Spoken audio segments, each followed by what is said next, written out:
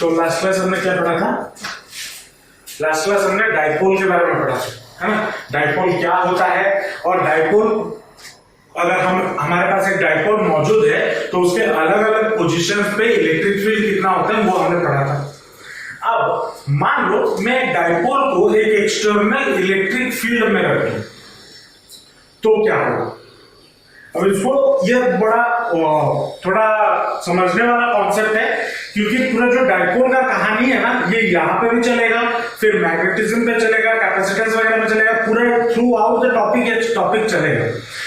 ठीक है, तो इस टॉपिक को समझना बहुत ही आसान तो है लेकिन इंपॉर्टेंट भी from the point of view of boards, questions के पॉइंट ऑफ व्यू से भी और आगे के फंडामेंटल्स को समझने के लिए।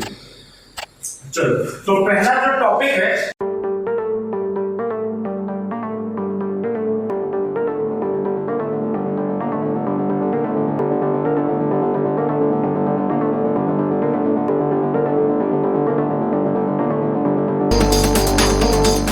Electric dipole in an external electric field. अब इसको जरा समझते हैं। मान लो आपके पास एक यूनिफॉर्म इलेक्ट्रिक फील्ड है।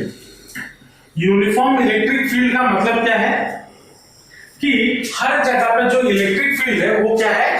कांस्टेंट है। ठीक है, ये आपका क्या हो गया? Uniform electric field. अब यूनिफॉर्म इलेक्ट्रिक फील्ड का मतलब क्या हो गया? इलेक्ट्रिक फील्ड सेम या electric field intensity same at every point. ठीक है, अब चलो ये इलेक्ट्रिक फील्ड आया कहां से? अब अगर इलेक्ट्रिक फील्ड है तो जाहिर सी बात है एक चार्ज कहीं ना कहीं रखा होगा जिसकी वजह से ये फील्ड क्रिएट हो रहा होगा। मान लो कोई एक चार्ज है, वो उसका लोकेशन हमें पता नहीं है लेकिन हमारे पास एक यूनिफॉर्म इलेक्ट्रिक फील्ड, उस चार्ज की वजह से एक यूनिफॉर्म इलेक्ट्रिक फील्ड यहां पे फॉर्म हो रहा है जिसका इंटेंसिटी मान लो कितना है E। ठीक है, और इलेक्ट्रिक फील्ड का डायरेक्शन मैंने कैसे दिया हुआ है? ऐसे दिया थी, मतलब ये कहां से निकल रहा होगा और कहां से जा रहा होगा। अगर मान लो यहां पे कोई चार्ज है और उसमें से मान लो एक चार्ज है, ये मान लो पॉजिटिव या नेगेटिव, दो पेयर ऑफ चार्जेस है मान लो, तो यहां से निकल रहा है, यहां से जा रहा है, ऐसे जाता है ना पॉजिटिव टू नेगेटिव। तो मान लो कहीं पे पॉजिटिव नेगेटिव का एक पेयर है जहां से इलेक्ट्रिक फील्ड निकल रहा है और एक पॉजिटिव से निकल रहा है और नेगेटिव में जा रहा है। तो मतलब ये वाला साइड जिसमें एरो नहीं है वो वाला आपका कौन सा टर्मिनल होगा? पॉजिटिव वाला टर्मिनल होगा, और ये वाला टर्मिनल जिसमें एरो है वो वाला कौन सा टर्मिनल होगा? नेगेटिव। अब ये कहां पे जाके खत्म हो रहा है मुझे पता नहीं है लेकिन मैं ये मान के चल रहा हूं जो इलेक्ट्रिक फील्ड लाइंस है वो पॉजिटिव से निकल के नेगेटिव पे जा रहा है और इससे हमें आसानी होगी आगे जो हम पढ़ेंगे इसको समझेंगे। ठीक है, चलो अब इसके अंदर मैं चाहता हूं मैं एक डाइपोल रखूं। डाइपोल क्या होता है? जब दो इक्वल एंड ऑपोजिट चार्जेस को हम एक सर्टेन डिस्टेंस की दूरी पे with a very small distance की दूरी पे अगर उसको रख दे उसको हम क्या बोलते हैं? डाइपोल बोलते हैं ना। मान लो ये हो गया आपका प्लस क्यू और ये हो गया मान लो माइनस। ठीक है, ऐसे एक डाइपोल को रख दिया और मान लो ये उसका मिड पॉइंट हो गया O और इसका इधर से O से इतना तक लेंथ हो गया L और यहां से इतना तक लेंथ हो गया L। ठीक है, अब एज बिकॉज एक इलेक्ट्रिक फील्ड है, अगर मैं इलेक्ट्रिक फील्ड में एक चार्ज को रखता हूं तो क्या ये चार्ज एक फोर्स एक्सपीरियंस करेगा? जाहिर सी बात है, इंटेंसिटी में हमने देखा हुआ है। तो ये चार्ज भी एक फोर्स एक्सपीरियंस करेगा और ये चार्ज भी एक फोर्स एक्सपीरियंस करेगा या नहीं करेगा? और एज बिकॉज ये पॉजिटिव चार्ज है तो ये कहां जाने की कोशिश करेगा? फोर्स किस डायरेक्शन में लगेगा? नेगेटिव की ओर जाने की कोशिश करेगा, मतलब फोर्स इस डायरेक्शन में लगेगा F, है ना? और इस पे किस डायरेक्शन में फोर्स लगेगा? पॉजिटिव की डायरेक्शन, मान लो इस तरफ ऐसे फोर्स लगेगा। अब ये फोर्स जो लगेगा उसका वैल्यू कितना होगा? F is equal to E is equal to, हमने क्या पढ़ा था? E is equal to F upon Q पढ़ा था। इलेक्ट्रिक फील्ड में इलेक्ट्रिक फील्ड इंटेंसिटी, अगर मेरा इलेक्ट्रिक फील्ड इंटेंसिटी गिवन है, चार्ज मुझे पता है, तो F मेरा कितना हो जाएगा, F will be equal to EQ या QE, कुछ भी बोलो। तो F मेरा इधर कितना हो जाएगा, Q into E, मतलब ये क्या, मैं मैग्नीट्यूड की बात कर रहा हूं, ठीक है। और इधर भी फोर्स कितना लगेगा, वही QE, F is equal to QE लगेगा। तो मुझे ये बताओ net force on this dipole कितना हो गया, net force on the dipole,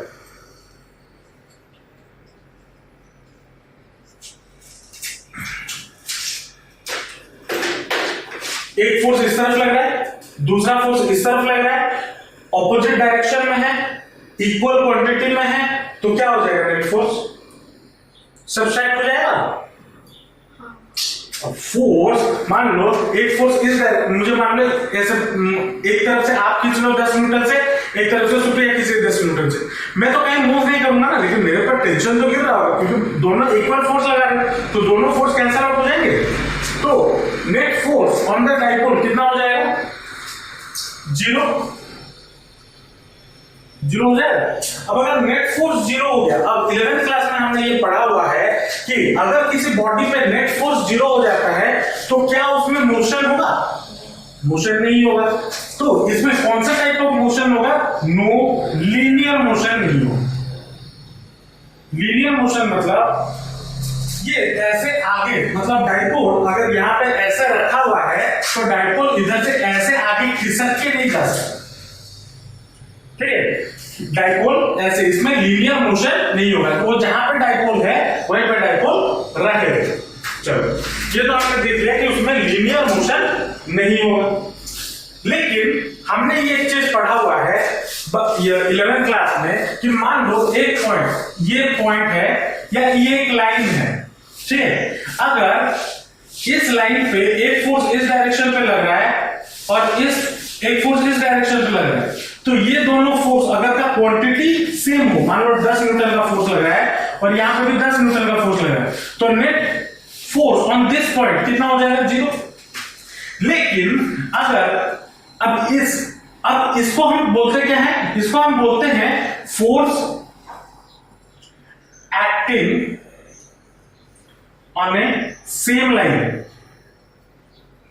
same line पे फोर्स एक्ट कर रहा है, लेकिन अगर मान लो एक फोर्स इस डायरेक्शन में है और दूसरा फोर्स इस डायरेक्शन में है, ये 10 न्यूटन का फोर्स है, ये 10 न्यूटन का फोर्स है, ठीक है। मान लो इसको मैंने ऐसे जोड़ दिया, क्या इन दोनों का लाइन ऑफ फोर्स सेम है, क्या ये दोनों एक ही लाइन पे लग रहा है, नहीं, इनका अलग अलग लाइन ऑफ फोर्स है। तो अगर अलग अलग लाइन ऑफ फोर्स होता है और इक्वल एंड ऑपोजिट फोर्सेस लगता है, तो ये सिस्टम क्या बनाता है, ये अरेंजमेंट क्या बनाता है, एक कपल फॉर्म करता है। पढ़े हैं कपल फॉर्म होता है, और जब कपल फॉर्म होता है और उसमें जब इक्वल एंड ऑपोजिट फोर्सेस लगते हैं तो वो क्या प्रोड्यूस करने लगता है, वो एक टॉर्क प्रोड्यूस करने लगता है। तो वही सेम चीज यहां पे हम लिख देंगे 2 लाइनों में, क्या बनाएगा, टॉर्क बनाएगा। मतलब इसमें लीनियर मोशन तो ऐसे मोशन तो नहीं होगा, लेकिन इस पे टॉर्क लगेगा। टॉर्क लगेगा मतलब ये इसके अंदर क्या करना शुरू कर देगा, घूमना शुरू कर देगा, ठीक है। तो घूमना शुरू कर देगा तो टॉर्क कितना लगेगा वो भी कैलकुलेटर में करना है। तो टॉर्क का फॉर्मूला हमें पता है, torque is equal to F cross R vector, ये होता है। मतलब torque is equal to force, जो फोर्स लग रहा है, into perpendicular distance between them. मतलब अगर मान लो यहाँ पे कपल फॉर्म हो रहा है, ये एक फोर्स है, ये एक फोर्स है, मान लो ये F इस पे लग रहा है और ये F इस पे लग रहा है, इनके बीच में ये परपेंडिकुलर डिस्टेंस हुआ R, तो फोर्स इनटू परपेंडिकुलर डिस्टेंस अगर करेंगे तभी मुझे टॉर्क कैलकुलेट करने मिलेगा, टॉर्क मिलेगा। तो यहाँ पे फोर्स तो हमें पता है कितना QE, लेकिन परपेंडिकुलर डिस्टेंस हमें नहीं पता, तो पहले कैलकुलेट करते हैं परपेंडिकुलर डिस्टेंस। तो परपेंडिकुलर डिस्टेंस कैलकुलेट करने के लिए मैं क्या करूंगा, मैं इस पॉइंट से एक परपेंडिकुलर ड्रॉप करूंगा इधर और इस पॉइंट से एक परपेंडिकुलर ड्रॉप करूंगा इधर। ठीक है, मान लो जो डाइपोल है वो इलेक्ट्रिक फील्ड, ये इलेक्ट्रिक फील्ड है ना, इलेक्ट्रिक फील्ड है, इलेक्ट्रिक फील्ड के साथ मान लो थीटा एंगल होता है, तो ये वाला एंगल आपका कितना हो जाएगा, थीटा होगा या नहीं होगा। और इस ट्रायंगल में ये हो गया आपका टोटल हाइपोटेनस, ये एल है, मान लो इसका नामकरण थोड़ा करते हैं, ए, ये वाला पॉइंट बी, ये वाला पॉइंट मान लो सी, ठीक है। इस ट्रायंगल में अगर मैं, मुझे परपेंडिकुलर डिस्टेंस कौन सा होगा, ये वाला परपेंडिकुलर डिस्टेंस है एसी, थीटा के ऑपोजिट वाला डिस्टेंस हाइट बोलते हैं, तो आपका परपेंडिकुलर डिस्टेंस क्या हो गया, एसी। तो इन ट्रायंगल एबीसी अगर मैं पुट कर दूं कौन सा, साइन थीटा, साइन थीटा, तो मुझे क्या मिलेगा, sine theta will be equal to perpendicular upon hypotenuse. Perpendicular कितना है, एसी, और हाइपोटेनस कितना है, एबी, और एबी का लेंथ कितना है,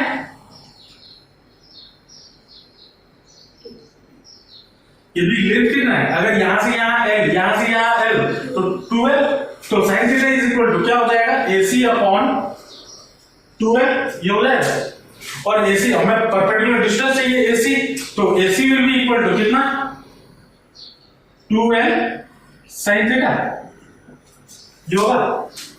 अब इस वाले फॉर्मूले पे फोर्स मुझे यहां से मिल गया है, F is equal to QE, और torque AC perpendicular distance R जो है मुझे यहां से मिल गया है, दोनों को मल्टीप्लाई कर दो, तो टॉर्क इक्वल टू मेरा कितना हो जाएगा, torque will be equal to QE into 2L sin theta, ये होगा या नहीं होगा।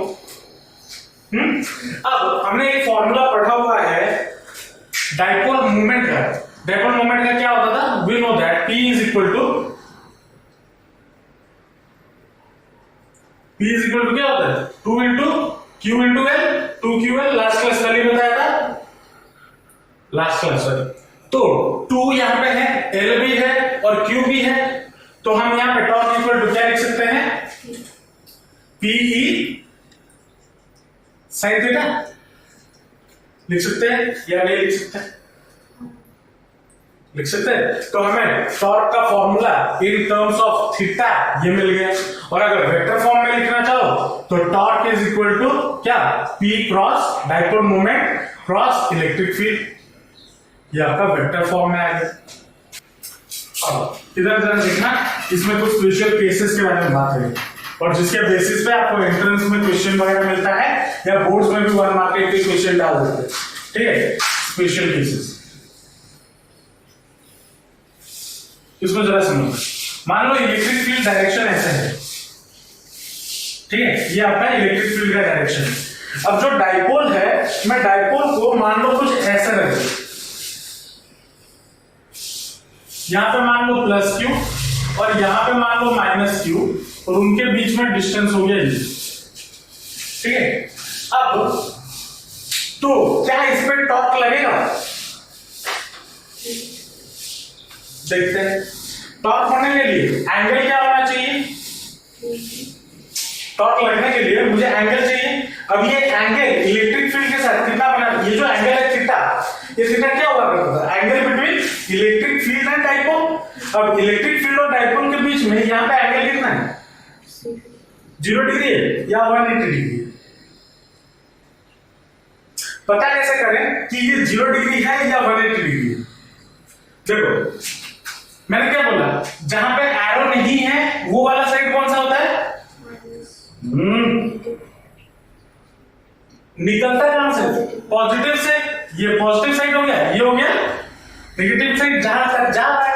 अब देखो यहां पे प्लस क्यू है, प्लस क्यू इसके पास जा रहा है, जाना चाहेगा, है ना, तो जब प्लस क्यू माइनस के पास हो और माइनस क्यू प्लस के पास हो, तब एंगल आपका क्या होगा, थीटा इक्वल टू 0 डिग्री।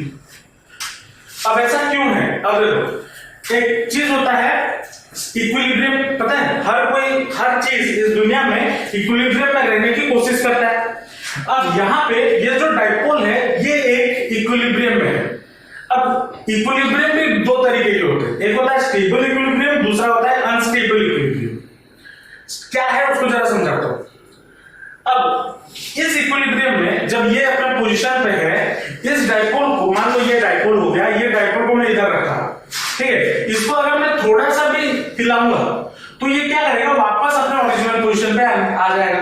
क्यों आ जाएगा? क्योंकि पॉजिटिव नेगेटिव एक दूसरे को अट्रैक्ट करेंगे, है ना। तो मैं थोड़ा सा भी इसको चेंज कर लो, उसकी पोजीशन को, ये ऑटोमेटिकली अपने ओरिजिनल पोजीशन पे आ जाएगा। तो जिस पॉइंट पे उस या स्टेबल इक्विलिब्रियम क्या होता है, स्टेबल इक्विलिब्रियम वो इक्विलिब्रियम होता है जब ऑब्जेक्ट अपने ओरिजिनल पोजीशन पे वापस चला जाए। आफ्टर अ सर्टेन डिस्टर्बेंस अगर ऑब्जेक्ट अपने ओरिजिनल पोजीशन को वापस चला जाए तो उस चीज को, उस इक्विलिब्रियम को बोलते हैं स्टेबल इक्विलिब्रियम।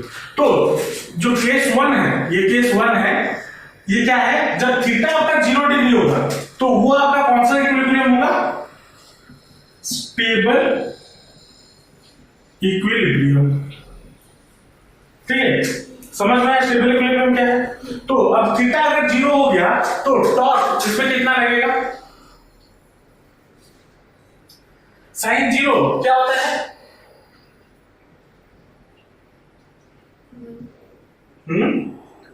साइन 0 1 होता है, साइन 0 0 होता है, ठीक है, साइन 0 0 होता है। तो टॉर्क कितना हो जाएगा, 0। तो यहां पे टॉर्क लगेगा नहीं। मतलब अगर मैं एक डाइपोल को एक ऐसे इलेक्ट्रिक फील्ड में रख दूं तो वो क्या, वो अपने आराम से अपने पोजीशन पे रहेगा, वो घूमा घूमे कुछ नहीं करेगा, अपने पोजीशन में आराम में बैठा रहेगा। अब इस पे थोड़ा और ट्विस्ट लाते हैं। क्या ट्विस्ट लाते हैं, मान लो मैं इसी डायग्राम में आपको करके दिखा देता हूं, ठीक है। मान लो एक डाइपोल है जो यहां पे है, ये वाला, ये हो गया मान लो +q और ये मान लो हो गया -q, ठीक है, ये भी डाइपोल में है, इनके बीच भी थीटा, इनके बीच अभी थीटा कितना होगा,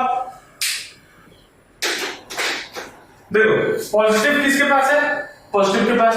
तो हमेशा जब ये पॉजिटिव और पॉजिटिव जब पास आएंगे तो क्या होना कोशिश करेगी, ये चार्ज भाग के जाने की कोशिश करेगा ना, पॉजिटिव रिपेल करते हैं और नेगेटिव भी रिपेल करते हैं, तो ये भाग के जाने की कोशिश करेगा। लेकिन आज बिकॉज भागने के लिए उसके पास कोई फोर्स नहीं लग रहा, वो अपने पोजीशन पे रखा हुआ, ठीक है। लेकिन अगर मैं मान लो ये डाइपोल है, अब इस पे अगर मैं थोड़ा सा भी डिस्टर्बेंस क्रिएट कर दूं, चाहे ऊपर करूं चाहे नीचे करूं, तो ये क्या करेगा, ये सडन से घूम के वापस अपना स्टेबल इक्विलिब्रियम में आ जाएगा।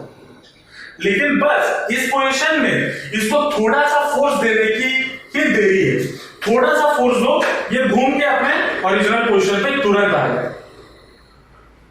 लेकिन अगर आप फोर्स नहीं दोगे वो अपने ओरिजिनल पोजीशन पे रहेगा। क्यों ओरिजिनल पोजीशन पे रहेगा, क्योंकि उस पर कोई टॉर्क नहीं लगा होगा। क्योंकि हमें पता है साइन 180 ये केस 2 है, जब थीटा आपका 180 डिग्री हो जाए उस केस को बोलते हैं अनस्टेबल इक्विलिब्रियम।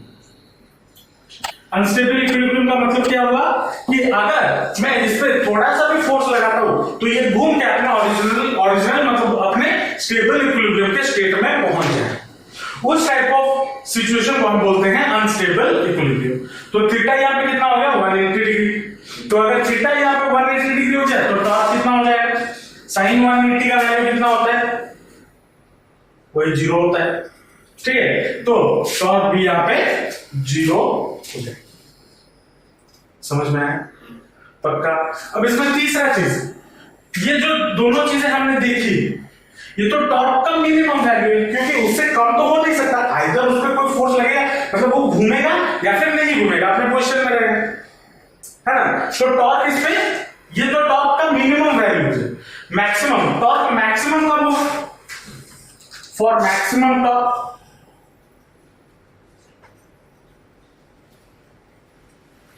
मैक्सिमम टॉर्क के लिए अगर ये वाला वैल्यू 1 हो जाए, मतलब अगर 1 हो जाए तो ये मैक्सिमम हो जाएगा, क्योंकि p into 1 तो 1 sin थीटा 1 कब होगा, sin थीटा 1 कब होगा, जब थीटा इक्वल टू 90 डिग्री होगा।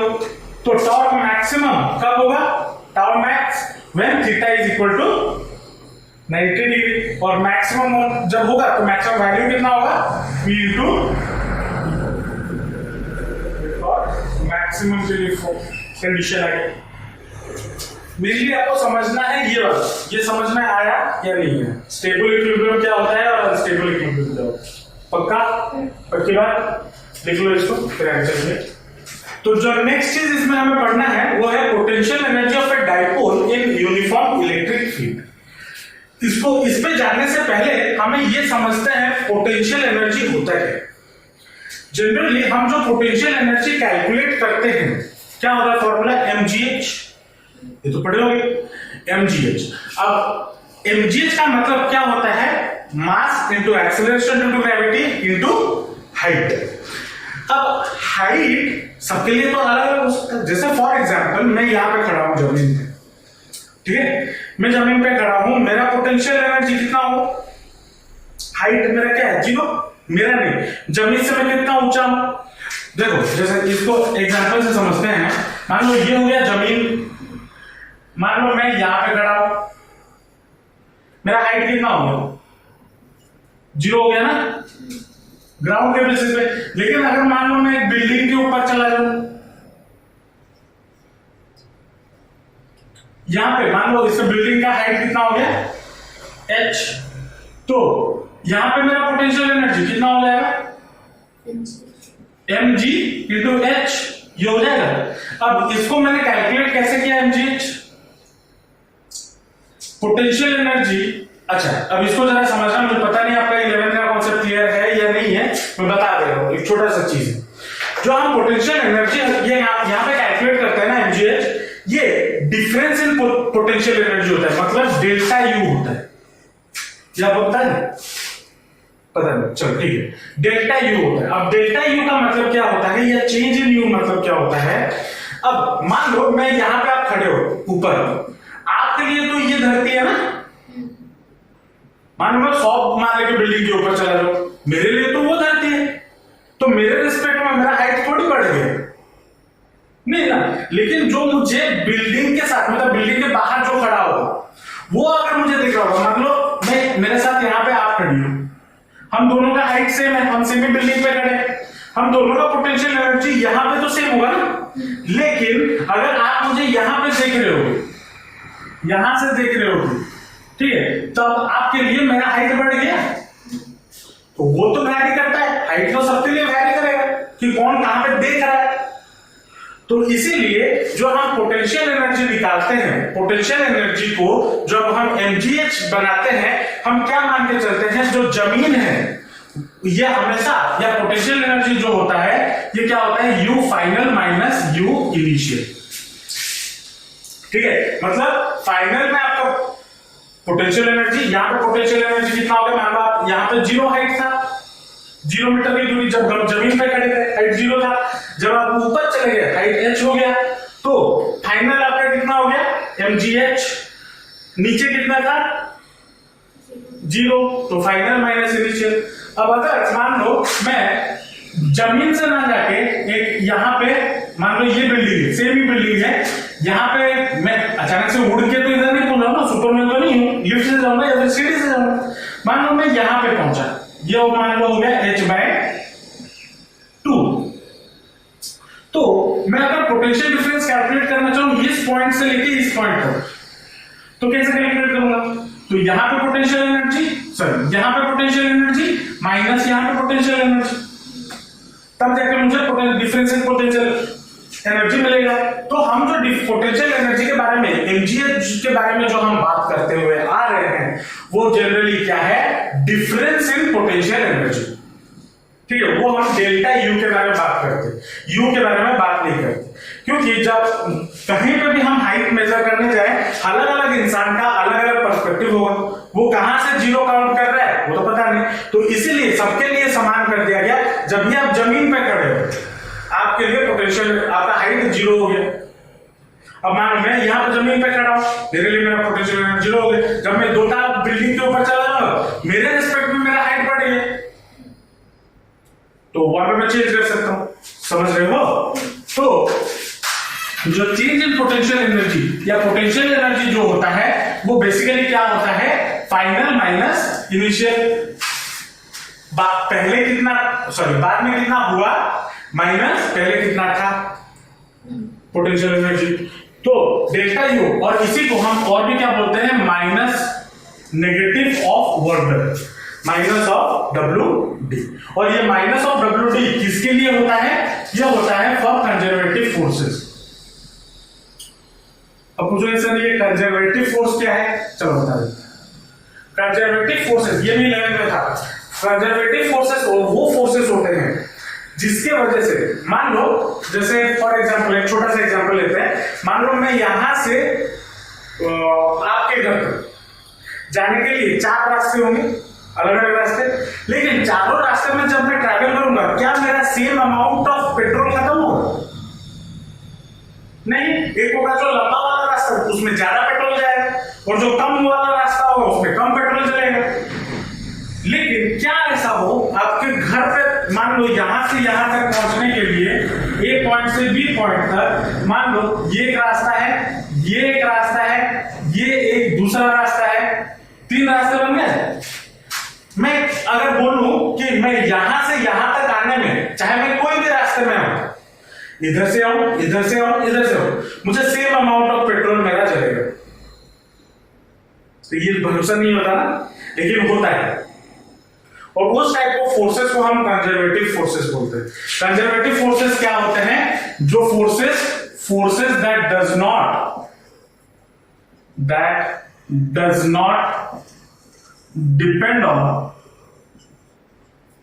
द पाथ ऑफ वाटर, किस रास्ते से काम हो रहा है उस पे वो डिपेंड नहीं करता। और उस टाइप ऑफ फोर्सेस को हम क्या बोलते हैं, कंजर्वेटिव फोर्सेस। एग्जांपल अगर लेना चाहो तो ग्रेविटेशनल फोर्सेस है, इलेक्ट्रोस्टैटिक फोर्स है, इलेक्ट्रोस्टैटिक फोर्स है, मैग्नेटिक फोर्सेस है, ये सारे फोर्सेस आपके कंजर्वेटिव फोर्सेस होते हैं। तो नॉन कंजर्वेटिव फोर्स, क्योंकि प्रैक्टिकली तो हम वही देख पा रहे हैं ना, मैं इधर से इधर जाऊं और इधर से इधर जाऊं, इस रास्ते में मुझे ज्यादा तेल खर्चा पड़ेगा, इस रास्ते में कम तेल खर्चा पड़ेगा। तो उस टाइप ऑफ फोर्स को हम बोलते हैं नॉन कंजर्वेटिव, जो पाथ पे डिपेंड करता है। जो फोर्स पाथ पे डिपेंड करता है उसको हम बोलते हैं नॉन कंजर्वेटिव फोर्सेस। और नॉन कंजर्वेटिव फोर्सेस का एक एग्जांपल है फ्रिक्शन। फ्रिक्शन है नॉन कंजर्वेटिव फोर्स। इतना समझना है पक्का?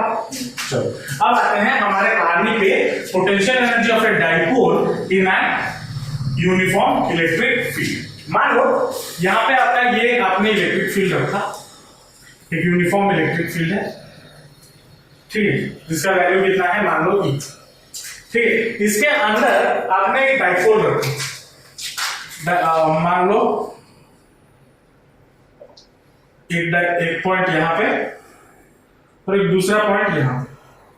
2 चार्जेस हैं, ये मान लो प्लस Q, ये हो गया मान लो माइनस Q। इनके बीच में डिस्टेंस हो गया आपका कितना, 2 है। मान लो ये हो गया आपका मिड पॉइंट, ओके, ठीक है। मैं इस मिड पॉइंट को एक लाइन से, उससे एक पैरेलली एक लाइन ड्रॉ कर देता हूं, मान लो ये, ठीक है, ये मिड पॉइंट। अब ये वाला एंगल मान लो कितने एंगल पे है इनिशियली, मतलब ये जो कंडीशन है ये पहले इस कंडीशन में था, ठीक है। इनिशियली मान लो ये वाला एंगल था आपका θ2 या θ1 रख लो, कुछ भी θ1 रख लो, ठीक है। फिर हमने क्या किया, मैं इस डाइपोल, अब इसमें फोर्स लग रहा है, मैं इस डाइपोल को, मतलब इसको जरा समझना, पहले डाइपोल ऐसा था, मैंने इसको हल्का सा ऐसे घुमा दिया फ्रॉम सेंटर फिक्स्ड है, इसको ऐसे घुमा दिया। तो अगर घुमा दूंगा तो ये किस पोजीशन पे आ जाएगा, कुछ ऐसे आएगा, ये पॉइंट ये आपका बन गया प्लस Q, ये आपका बन गया माइनस Q, ये बन गया। मान लो ये जो सेकंड जब घुमाने के बाद, मान लो आपने कितना एंगल बनाया, मान लो θ2 एंगल बनाया, तो चेंज इन एंगल कितना बना, θ1 माइनस θ2। तो चेंज इन एंगल या डेल्टा थीटा आपका कितना बना, θ1 माइनस θ2, क्योंकि पहले यहां पे था फिर यहां पे आ गया। इतना समझ में आया पक्का? अब मान लो इसका पोटेंशियल एनर्जी हम निकालें, पहले वो उत्तर निकालें। अब इधर इस पॉइंट से इस पॉइंट तक लाने के लिए इस डाइपोल को हूं तभी तो ये टॉर्क लगा है, तभी तो ये घूमा है। समझ पा रहे हो या नहीं? अब देखो इस पे अगर मैं फोर्स ना लगाऊं, इसको अगर ऐसा ना घुमाऊं तो ये अपने आप थोड़ी घूम जाएगा, नहीं घूमेगा ना। तो इस पे मैंने कुछ वर्क डन किया हुआ, मैंने किया हुआ वो या ये एक्सटर्नल इलेक्ट्रिक फील्ड किया हुआ, तो कुछ ना कुछ वर्क डन इस पे जरूर हुआ है तभी। तो कितना वर्क डन हुआ है वो मुझे निकालना है। तो वर्क डन का हमने बचपन से एक फॉर्मूला पढ़ने में आ रहे हैं, W equal to work done is equal to force into displacement, पढ़े ना? Work done equal to force into displacement. अब यहां पे फोर्स कितना लग रहा है, मैंने यहां पे क्या बताया, डाइपोल में लीनियर मोशन नहीं होता, मतलब सीधा मूव नहीं करना, मतलब ये ऐसे सर्कुलर पाथ में मूव कर रहा है। तो मतलब अगर सर्कुलर पाथ में मूव कर रहा है तो इस पे फोर्स क्या लग रहा है, टॉर्क लग रहा है ना। तो W इक्वल टू मैं क्या लिख सकता हूं, टॉर्क इनटू कितना डिस्टेंस, डिस्टेंस कितना ट्रैवल किया, नहीं डेल्टा थीटा ट्रैवल किया, क्योंकि आगे तो मूव नहीं किया ना, मूव ऐसे किया है, तो कितना मूव किया, डेल्टा थीटा ट्रैवल किया। तो ये क्या हो जाएगा, डी थीटा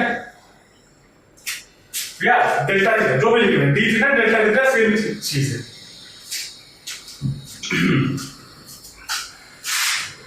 तो work done W equal to कितना हो गया, टॉर्क इनटू डी थीटा, है ना।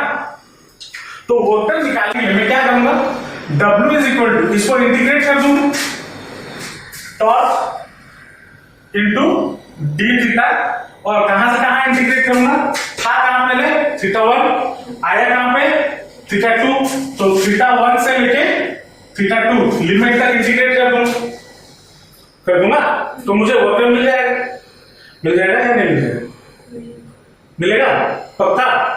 अब टॉर्क का फॉर्मूला हमने क्या पढ़ा है इससे थोड़ी देर पहले, टॉर्क इक्वल टू क्या होता है, P sin थीटा। तो W इज इक्वल टू क्या हो जाएगा, थीटा 1 से लेकर theta 2 PE sin theta into D theta, ये हो जाएगा या नहीं हो। अब यहां पे देखो मैंने वर्क डन इक्वल टू, मैंने क्या बोला था, W delta U equal to U final minus U initial which is equal to minus WT। तो वर्क डन जब भी हम निकालेंगे वो नेगेटिव में होगा या नहीं होगा, अच्छा वो नेगेटिव के बारे में हम बाद में बात करेंगे। तो ये वर्क डन इक्वल टू कितना आ गया, अब वर्क डन इक्वल टू मैंने क्या लिखा हुआ है, UF minus UI, UF minus UI is equal to minus WT, ये लिखा हुआ है वर्क डन। तो अगर मैं यहां से माइनस हटाना चाहूं तो क्या कर दूंगा, या फिर क्या मैं इस चीज को, ये वर्क यहां पे माइनस नहीं है तो यहां पे माइनस लाने के लिए मुझे क्या करना होगा, इसके साथ भी माइनस मल्टीप्लाई करना होगा, तो यहां पे भी माइनस आ गया और यहां पे भी माइनस आ गया, कर सकते हैं। तो क्या मैं U final minus U initial is equal to minus WD is equal to integration minus sine बाहर थीटा 1 से लेकर theta 2 PE sin theta d theta, लिख सकता हूं या नहीं लिख सकता हूं, लिख सकता हूं ना, क्योंकि यहां से हमें पता चला UF minus UI equal to minus WD, और यहां पर मुझे पता चला minus W equal to minus इतना। तो क्या मैं तीनों को कंबाइन करके लिख सकता हूं या नहीं लिख सकता हूं, लिख सकता हूं। चलो अब तो U final minus U initial मेरा कितना हो जाएगा, दिस मच। तो U final minus U initial मेरा कितना हो गया, माइनस ऑफ इंटीग्रेशन थीटा 1 से लेके थीटा 2 PE कितना sin थीटा d थीटा, ये हो जाएगा।